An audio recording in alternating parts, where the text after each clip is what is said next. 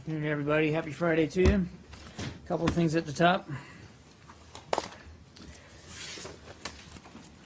On Cuba, we are concerned about the physical well-being of Guillermo Farinas, Carlos Emel, and other activists that are engaged in a hunger strike. We are monitoring their situation closely. We stand in solidarity with those who advocate for human rights and fundamental freedoms, including freedom of expression and the right to peaceful assembly. We've raised our concerns directly with the Cuban government, both in Washington and Havana. On Yemen, we note with grave concern yesterday's announcement issued by some elements within the Houthi General People's Congress to form a governing council. Such actions are out of step with the spirit of the negotiations and do not constructively move the talks forward. We maintain that the UN-led negotiations are the single best chance for stability, and we call upon parties to show good faith and flexibility to make progress that will directly improve the lives of millions of Yemenis. The people of Yemen have suffered for far too long, and they're counting on their representatives in Kuwait to restore peace. We reiterate our strong support for UN Special Envoy Ismail Oud Sheikh Ahmed and his efforts over the course of these talks. We also express our deep appreciation to the government of Kuwait for their support in hosting the negotiations and the role that they are playing to bring stability to the region. Finally, on Afghanistan, we welcome Afghanistan today as the 164th member of the World Trade Organization, or WTO. Afghanistan will enjoy new opportunities now for multilateral trade and expand its potential for future development and prosperity. We applaud Afghanistan for the years of effort required to meet this milestone achievement, and we look forward to working together with that country as a full member of the WTO going forward. Sure. The conversations that Secretary Kerry said are now ongoing, in which you're trying to figure out whether or not the Russian humanitarian operation is a ruse. Where are they taking place? Who's involved in them? And what have you learned so far? I think there's a little confusion there in the question. He was referring, there's sort of two things here. There are discussions going on between U.S. and Russia teams in Geneva. I talked about this a little bit yesterday, to work through the technicalities and the modalities of the proposals that Foreign Minister Lavrov and Secretary Kerry agreed to back in Moscow a couple of weeks ago. These are designed to get the cessation of hostilities in a better place, to get it more enforceable, and to create the space that Special Envoy de Mistura needs to resume the political talks. And I think you heard the Secretary today talk about conversations he's been having with Russian officials to better understand the announcement yesterday of humanitarian corridors and what that means, and also to express, quite frankly, our concerns that about these corridors. There should be no need for them if the cessation of hostilities is being enforced and observed in and around Aleppo. People should not have to be told to leave or given the impression that there is some sort of forced evacuation. They should be able to stay in their homes peacefully because they're not at risk by regime forces. Well, I'm looking at what he said, and he suggested that there are. So, are the conversations that he's talking about with regard to Aleppo? Those are the conversations that he's having with the Russians? That was the question you asked him today, was about Aleppo and the humanitarian corridor, and he referred to discussions he's been having with Russian officials about that. But there are, and look, in addition to discussions in Geneva, of course the Secretary has maintained a healthy dialogue with Foreign Minister Lavrov about the proposals. But that's not what he said. I mean, I asked him about it, and he said, we're deeply concerned about the definition. I've talked to Moscow twice in the last 24 hours. I met with Foreign Minister Lavrov in Laos 3 days ago. It's very much potentially a challenge, but we have a team that is meeting today working on this, and we'll find out whether or not it's real. or not? He's referring to the same U.S.-Russia teams that I was talking about in Geneva. They are there primarily to work through the technicalities and modalities of these proposals.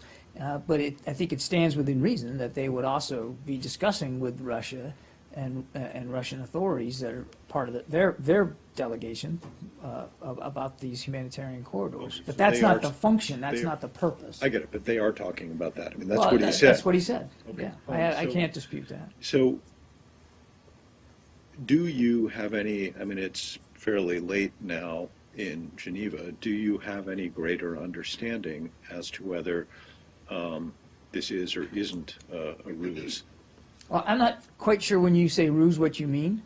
Can you explain to me what you mean by a ruse? Well, yesterday, you yourself from the podium raised questions about the plan. And you said, if I remember correctly, that it, without further clarification, it appeared to be an effort to get militants to surrender and to get civilians And to to force an leave. evacuation. Yeah, Yeah. exactly. So we are, So rather than being a humanitarian operation where you're trying to protect everybody, you yourself were suggesting that what they're really trying to do is get the militants just lay down their arms and get everybody else to leave.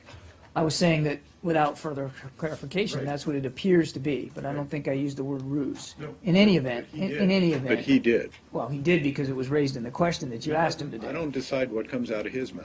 He In didn't have any to event, use that word. in any event, we could argue all day about the word ruse. In any event, we still don't have additional clarification enough to be able to fully know, and that is what the Secretary was alluding to today. One other thing. Why would you need to evacuate civilians if the purpose of your actions is to provide them with humanitarian relief? Why not just give them humanitarian supplies? Excellent question, and probably one of the questions that our team is trying to explore with Russian officials. I couldn't possibly answer that, only they can answer that. And what do you think about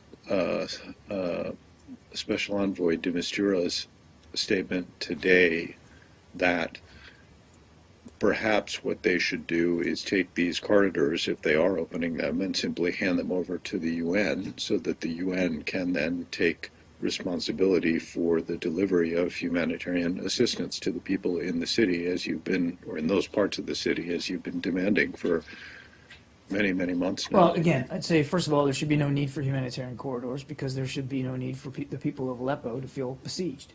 And they do, and they are. Point one. Point two, we've seen the comments that the Special Envoy made about the potential role here for the UN, and we're trying to get a little bit more clarity on exactly what he meant by that. I don't have an update for you, and I don't have a position by the United States on that suggestion. But as with all manners of proposals and options and alternatives proposed by the Special Envoy, obviously we take those seriously. We want to learn more about it. One more thing. Why is fundamentally your fear that what the Russians and the Syrian government are trying to do, if indeed they are trying to get the opposition fighters to lay down their arms and get the civilians to evacuate,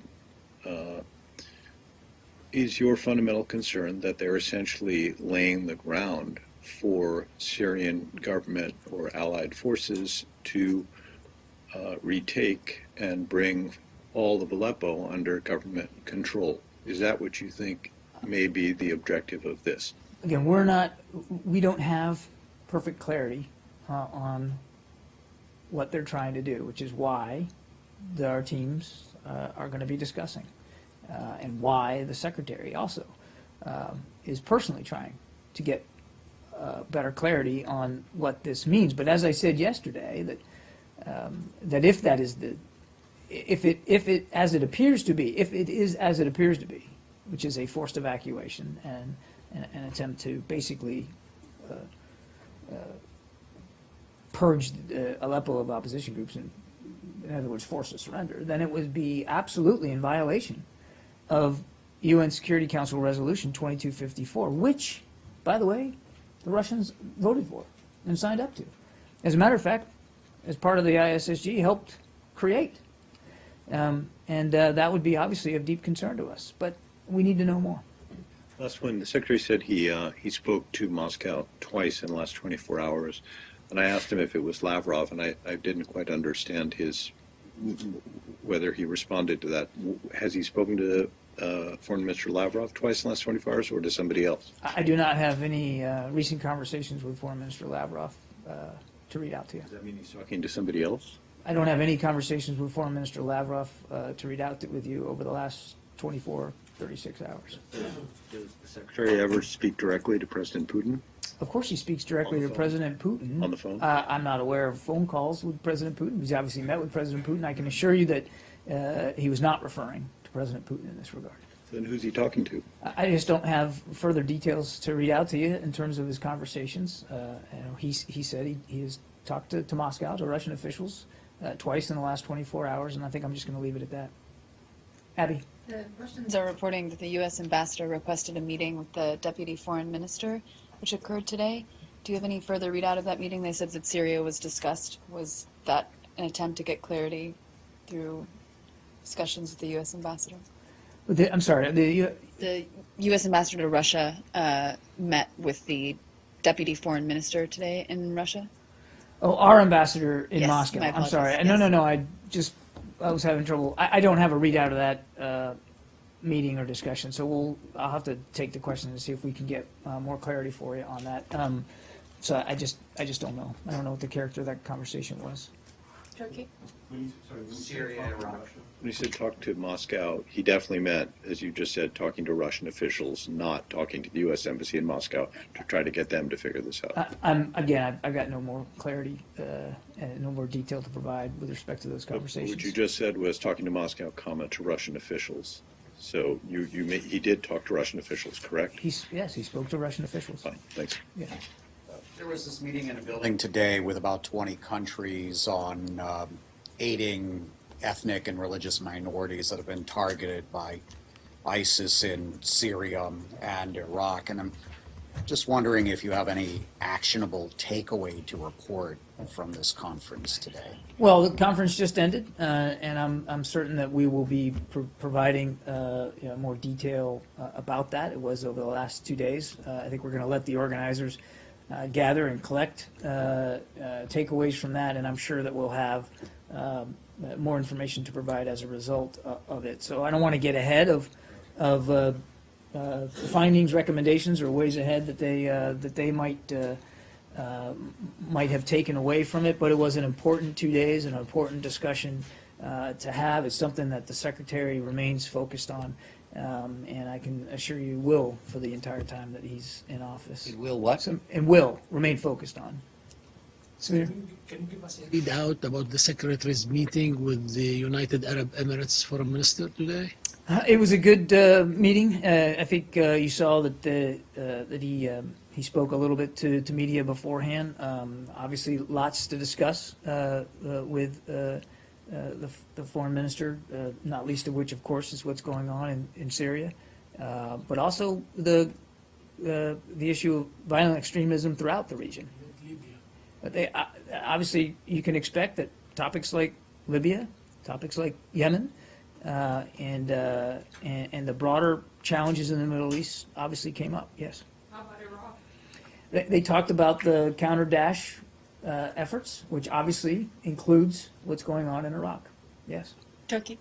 Go ahead. A Turkish prosecutor prepared an indictment regarding the failed coup, and it says that the indictment says that the CIA and the FBI trained Gulen followers. This is not the first time Turkish officials are trying to tie the U.S. to the coup attempt. I know that you said that the accusations are ludicrous, but they are constant. I wonder, how does this constant flow of accusations affect cooperation between the U.S. and Turkey? There's no change in the cooperation with Turkey, particularly when it comes to their support for the counter-Daesh operations.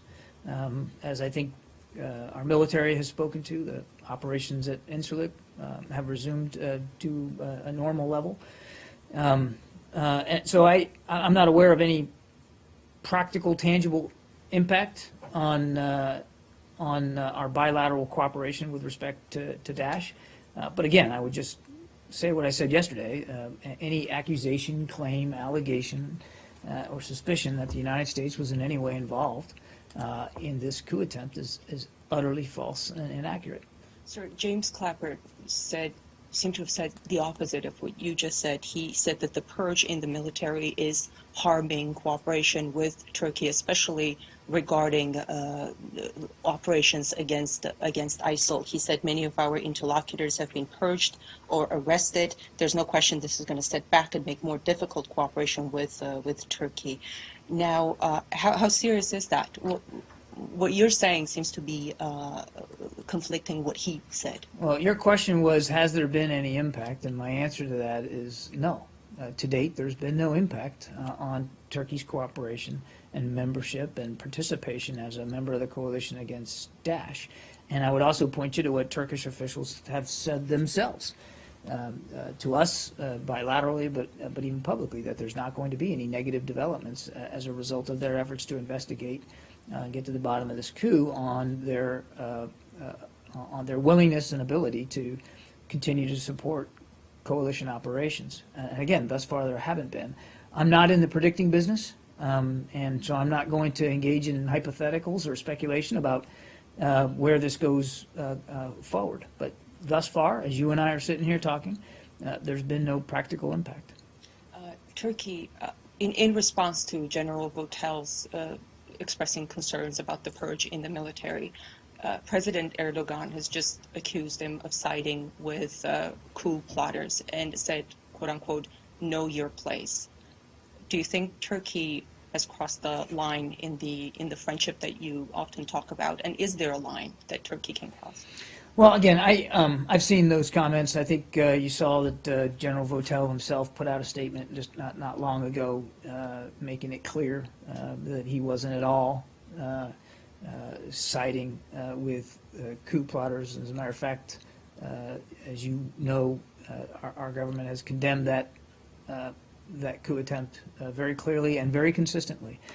And I'm also not going to react to every bit of rhetoric out there that seems to come every day.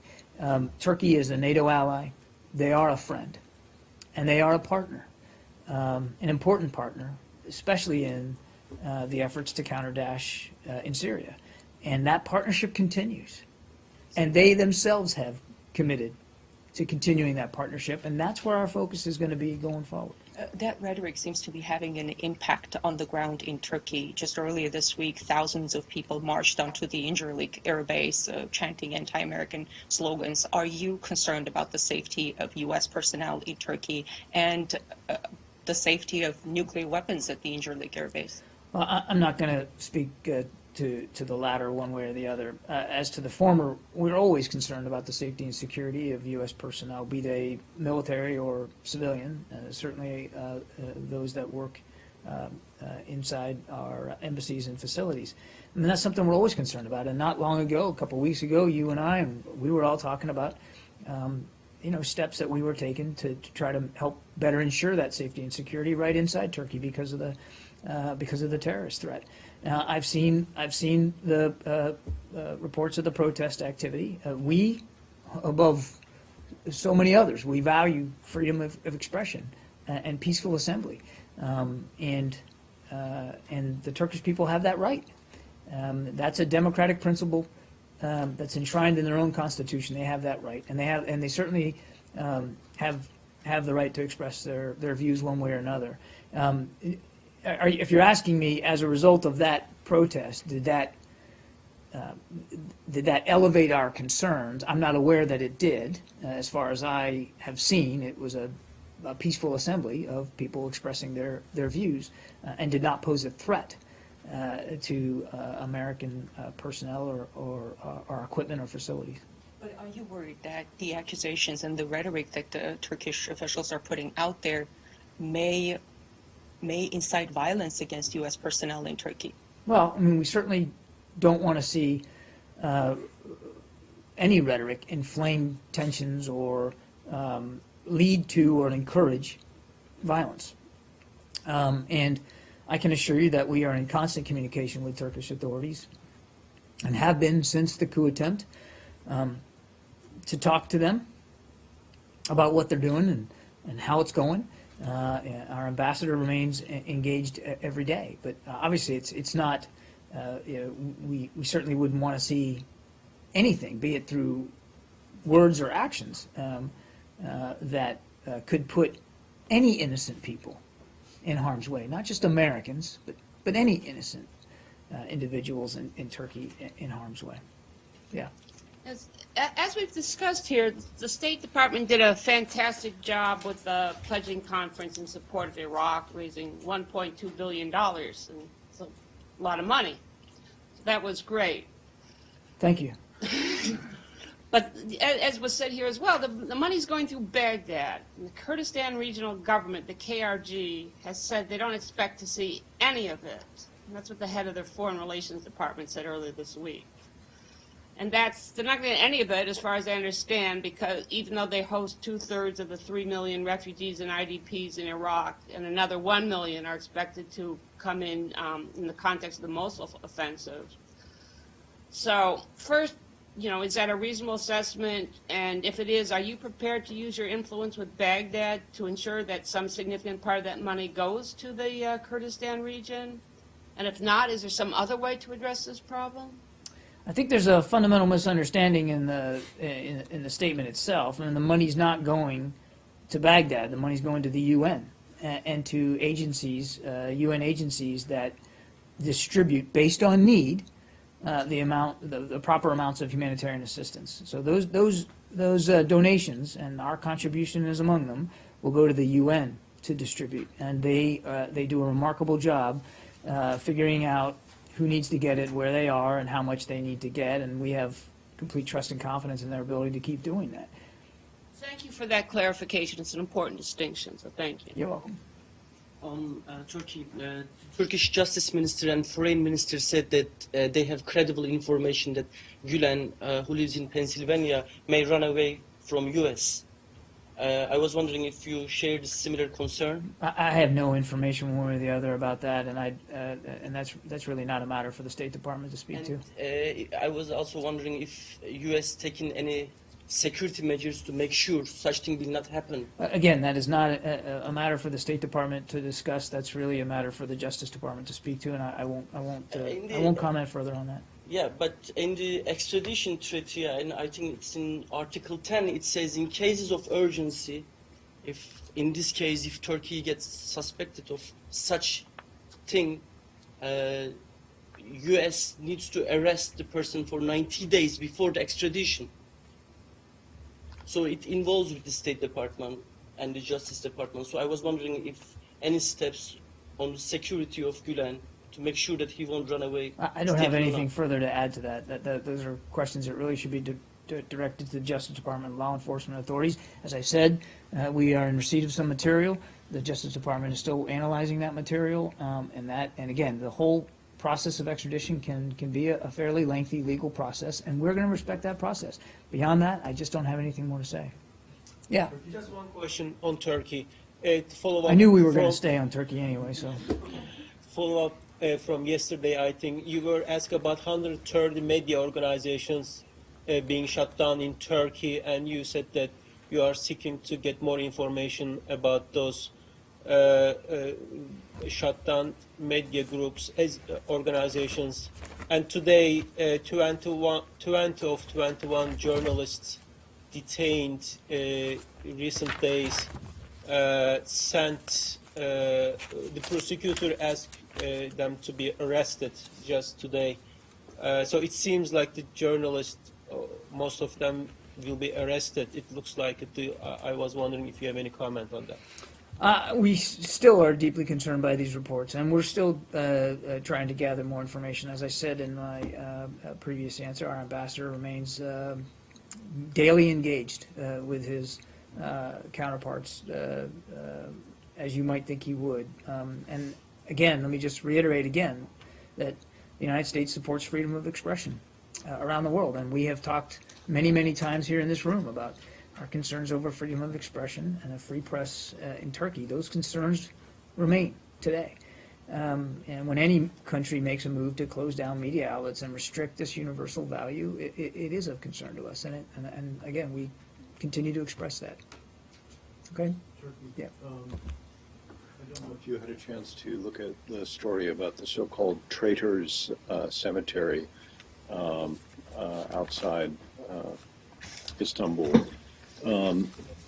According to our story, which is based, which includes reference to local media reports as well, at least one Turkish military officer who is accused of involvement in the coup was buried in this cemetery, which, as I understand it, is marked Traitors Cemetery, and by the government, and he was denied or was not given the normal religious rites that would accompany such a burial.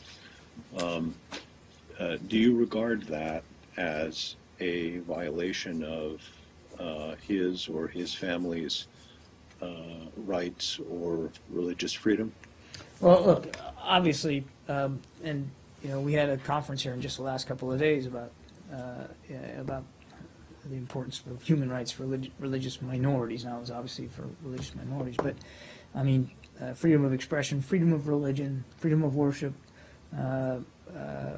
remains a universal value that we obviously hold in very high regard. So, broadly speaking, we always want to be able to see, particularly in democracies, we want to be able to see that those rights, that those freedoms are respected. Now, I've seen a press report, same as you, Arshad, and I've only seen a press report and nothing beyond this article, which I was able to read before coming down here. As I understand it, in these very early minutes here, after seeing this story, that this was a municipal decision, and I think best right now to refer you to the government of Turkey for more information about this particular decision, which is, again, we understand at this early hour, was made at the municipal level. We are, like you, trying to gain a little bit better clarity about this and what it actually means. Just one follow-up. When following the killing of Osama bin Laden, the U.S. government made very clear that it had chosen to conduct his burial at sea in accordance with Muslim traditions. That was clearly a very deliberate decision, even towards someone that the United States held responsible for the killing of, 3,000 people on 9/11. Do you think that as a general principle, people should be, if it is their or their family's wish, should be, or even in this case, if it's not, I mean, I doubt you consulted the bin Laden family, although maybe you did. Do you think that people should be accorded the normal religious rituals? To be laid to rest in accordance with their religious practices. Yeah. Absolutely we do. Sure we do. And you were right, that was a very sharp example, but obviously a famous example of how we observe that ourselves. And of course, as a general principle, as I said, in keeping with our belief in the freedom of worship, we believe that individuals should be accorded those customs, those traditions, those rights to be laid to rest in keeping with the same practices by which they worshipped when they were alive. Last one for me on Turkey. Turkish officials today, I believe, said that something like 50,000 people have been, Turkish citizens have been deprived of their passports following the coup attempt. This is a broader question, but it goes to the fundamental question of, and I know you guys have said, look, they deserve to be able to get to the bottom of this. On the other hand, when thousands and thousands, or in this case, tens of thousands of people are being affected, for example, by losing their ability to travel outside the country, does that not raise concerns in the United States about Turkey's ability over the long term to maintain a democratically run and cohesive society? Or do you see any risk that the elimination of or the dismissal of the academics and the incarceration of journalists and the dismissals of civil servants and judges and so on is going to rend the sort of fabric of the society and just make its divisions even deeper over time? Well, we certainly don't want to see that. As we've said many times, Turkey matters to us as a friend and an ally. Their democracy matters to us. That is why we've been, so forthright in recent weeks about press freedoms, for instance. So that is absolutely not an outcome that we would like to see. But again, we note that this was a serious coup attempt that, though failed, had a measure of organization to it, and execution to it, that would alarm any government so threatened. And we understand their need to try to get to the bottom of this and to try to figure out what happened and to be able to put in place measures so that it can't happen again. But I think any government would be in their rights to do that. We're watching this very closely, as we've said. We've also been very honest with our friends in Turkey about our concerns, about the importance of rule of law and due process as they go about this investigation. I think we're loath to make a judgment or a characterization on each and every decision that's being made, but I can assure you that we remain in close touch with our counterparts in Turkey as they are being made and as this process moves forward, and we're going to stay committed to doing just that. So it's conceivable to you, I mean, I understand you don't want to make a judgment on each and everything, but the way you're talking, it sounds like it's conceivable to you that it's perfectly reasonable to pull 50,000 people. I mean, 50,000, that's like a small, city, certainly a very big town. That it's conceivable that it's entirely within reasonable to pull that many people's passports as they're investigating this. That's not what I said, and I'm not making, again, I'm not going to make judgments or characterizations on each and every decision that they're making. We have been very honest and candid about our concerns with respect to rule of law and due process. Those concerns remain as valid today as they did when we first expressed them, and we will continue to monitor events closely and to stay in close touch with Turkish counterparts. But I'm as I have before, I'm going to avoid making either lump sum characterizations or individual characterizations of each and every decision. Just one question follow-up, if I may. You have been talking about these rights, universal rights, fundamental rights, but Turkey suspended European Convention of Human Rights, and so far these days the official authorities don't need to even bring charges to detain anyone, which right now what's going on, journalists are being detained without giving any reason or any evidence, and they stay at least 30 days because of state of emergency. So your citation or reference doesn't really matter for Turkey, looks like. Well, I think you'd have to ask Turkish officials in that question. Nothing's changed about our views. I don't, but the decisions they're making, they should speak to. Yeah. Jahan Zaybali from Airwide News TV. So it's about the situation in Indian High Kashmir. We spoke about it last time. So more than 50 persons have been killed by the Indian security forces and more than 2,000 are injured. So the latest situation is that Indian security forces have started using pellet guns on the protesters, which have inflicted horrific injuries on protesters. More than 24 young kids lost their eyesight. So sir, the question is here not about the Kashmir problem. I know what you're going to say about it. The question is about the human rights violations. in Kashmir? Do you in touch with the Indian authorities of what really happening in Kashmir? Well, let me say this. We've obviously seen reports of the clashes between protesters and Indian forces in Kashmir. And we're, of course, concerned by the violence, as you might expect we would be.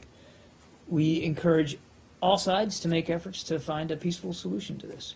And I can tell you, we are, as you would expect we would be, in close touch with our Indian counterparts there in New Delhi as this goes forward. But we're obviously concerned by the violence, and we want to see the tensions de-escalated.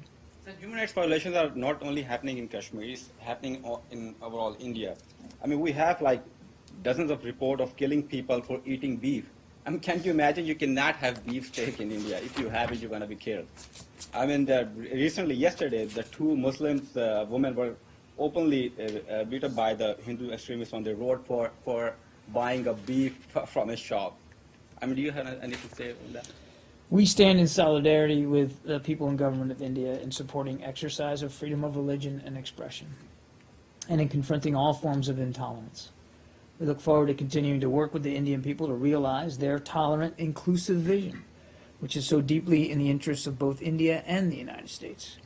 And we're obviously concerned by reports of rising intolerance and violence. We just talked about violence a few seconds ago against minorities. As we do in countries facing such problems around the world, we urge the government to do everything in its power to protect citizens and to hold the perpetrators accountable. There is another question about the Afghan refugees in Pakistan. So they have been asked to leave Pakistan as soon as possible. As you know, that there are more than 3 million Afghan refugees are living in Pakistan, and most of them are living there for the last 30 years. They have kids there, they have grandkids there. But now they are forcibly they are facing the deportation. UN also has expressed concerns on that. Are you in touch with the Pakistani authorities? We are in close Afghan contact. refugees? We're in close contact with the government of Pakistan as it manages what is obviously a complex issue. We, along with the UN Refugee Agency, UNHCR, continue to monitor that situation and to advocate for the humanitarian treatment of all Afghan refugees. We've encouraged and will continue to strongly encourage the government of Pakistan to treat migrants in accordance with international humanitarian principles. We also recognize Pakistan's genuine concerns and its right to undertake appropriate measures to enforce its immigration laws. Okay? Looks like that's about it. Thanks, everybody. Have a great weekend.